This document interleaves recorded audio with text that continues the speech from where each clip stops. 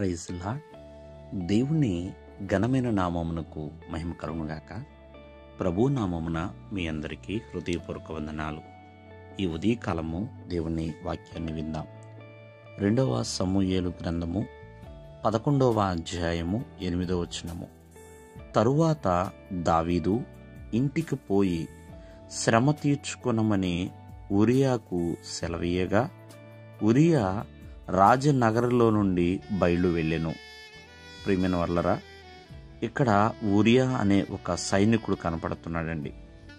మరి దావీదు సైన్యములో ఇతను కూడా ఒక మంచి సైనికుడండి. ఉరియా అనగా అర్థము యెహోవా జ్వాల. ప్రియమైన వాళ్ళరా, ఇతడు హిత్తీయుడు. దావీదు సైన్యములోని 37 అధిపతుల్లో ఒకడండి ఇతను. పరాక్రమము గల సైనికుడు అని చెప్పటంలో ఏమాత్రము కూడా సందేహము లేదు. ప్రియమైన వాళ్ళరా, ఆనాడు యోవాబు ఈ ఉరియాని సైన్యములో ముందు పెడతాడు. ప్రియమైన వాళ్ళరా, మనము జాగ్రత్తగా ఆలకిస్తే ఇతను ఒక మంచి సైనికుడండి.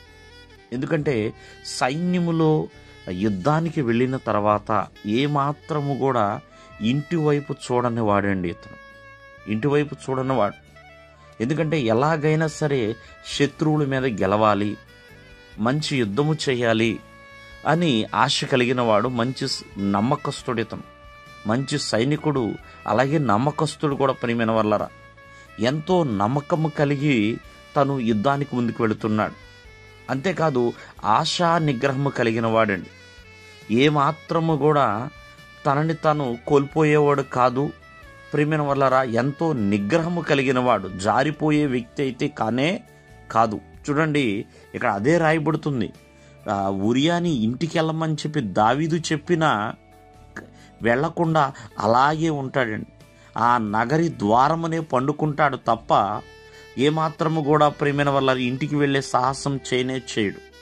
కాబట్టి ఈ ఉరియా గురించి మనము ఈ ఉదయకాలం ముందు ఆలోచన చేస్తే ఇతను ఒక మంచి సైనికుడిగా, నమ్మకస్తుడుగా, ఆశా నిగ్రహము కలిగిన వాడిగా, ప్రియమైన వాళ్ళరా పరాక్రమము కలిగిన సైనికుడిగా ఇతను ఉన్నాడండి. కావున ఆత్మీయ జీవితంలో కూడా ప్రియమైన వాళ్ళరా మరి దేవుని దృష్టికి మంచివారిగానే ఉండాలి. దేవుని దృష్టికి ఎంతో నమ్మకస్తులుగా జీవించాలి. అంతేకాకుండా ప్రభు ఎవరిని వాళ్ళే చూడండి, ఆత్మీయ ఫలాలలో ఆశా నిగ్రహం అనే ఫలము కూడా ఉందండి.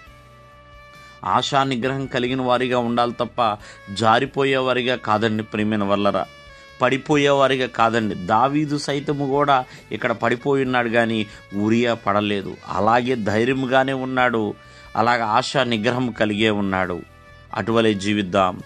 దేవుడు మిమ్మల్ని ఆశీర్వదించును గాక. ఆమేన్.